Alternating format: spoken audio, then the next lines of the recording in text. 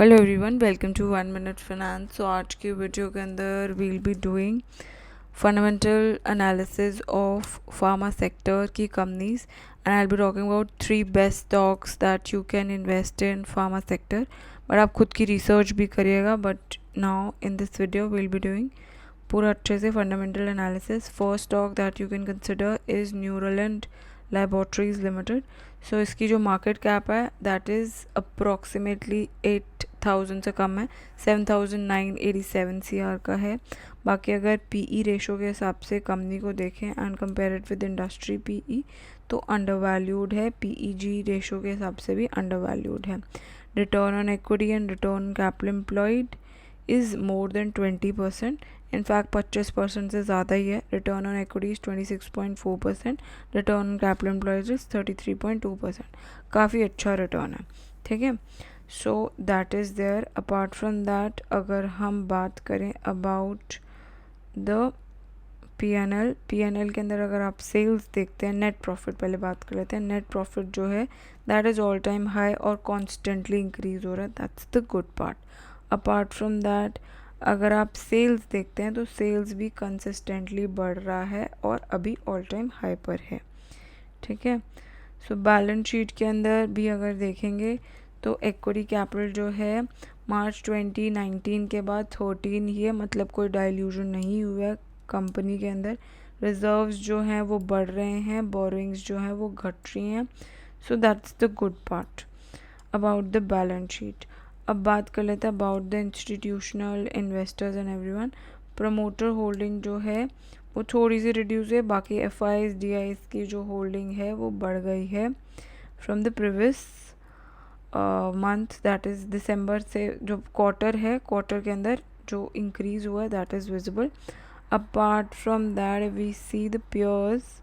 सो peers के अंदर अगर आप देखेंगे न्यूरोलैंड लैब का जो पी है दैट इज़ अच्छा है। पी मीडियन पी 35.5 का है, न्यूरोलैंड का उससे कम ही है।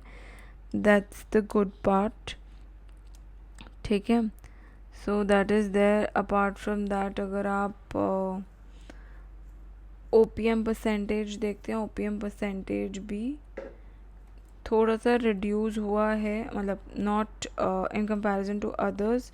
29 ओपीएम परसेंटेज अच्छा है औरों के कंपैरिजन में अगर आप देखते हैं।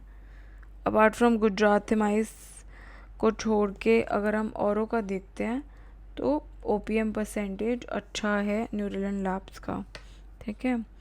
सो अकॉर्डिंगली कंपनी जो है अच्छा, इसका return on equity, return capital employed fundamental strong है।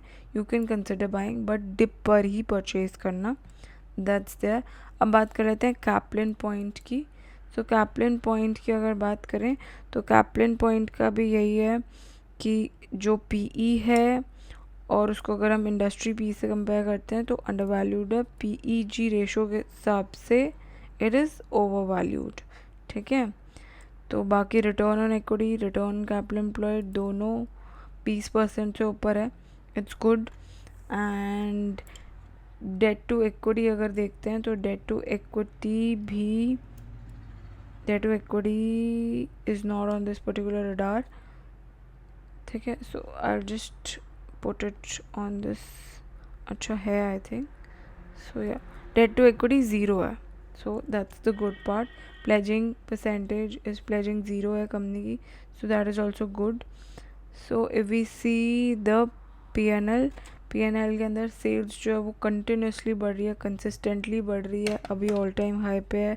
नेट प्रॉफिट जो है that is also increasing consistently, अभी ऑल टाइम हाई पे है, that's good part. Equity capital balance sheet देखते हैं तो इक्विटी कैपिटल मतलब कंपनी का कोई डाइल्यूजन नहीं हुआ है, that is good. Apart from that reserves consistently बढ़ रहे हैं, बोरोइंग्स कंसिस्टेंटली रिड्यूस हो रही हैं। सो बीच में इंक्रीज हुआ था बट अब रिड्यूस हुआ, that is the good part. So if we see the investors shareholding देखते हैं तो प्रमोटर होल्डिंग 70 से ऊपर है, 70% से ऊपर है, so that's good part. Apart from that F I D I की होल्डिंग बड़ी है कंपनी के अंदर, सो that is also nice. And this is all about this particular stock. अब इसका प्योर कंपैरिजन अगर हम देखें तो पीई रेशो जो है in comparison to all other peers it is less, सबसे कम कैप्लिन का ही है, so that is the good part. And अगर आप रिटर्न देखते हैं तो रिटर्न के एस्पेक्ट में भी कैप्लिन का return on equity is really nice. Apart from that OPM percentage 32.55 है which is good, second highest ही है in comparison to the peers. And बाकी कंपनी के फंडामेंटल्स सही हैं और जो होल्डिंग है एफआईआईडीआई की वो इंक्रीज़ हुई है, so that is the good part. और कंपनी का जो अभी मार्केट कैप है, market cap in comparison to others it has a potential to grow further, ठीक है। सो फंडामेंटल्स गुड हैं। बाकी अगर आप बाय करना चाहते हैं तो डिप्स पे परचेज़ करें, अगर 200 डेमा के आसपास मिलता है तो बहुत अच्छा है, तब आप परचेजिंग कर सकते हैं। Now let's talk about Gujarat Themis. तो इसके अगर बात करें तो अगर आप इसका मार्केट कैप देखते हैं तो अप्रॉक्सीमेटली 3000 करोड़ की कंपनी है। Return on equity, return on capital employed both are really nice.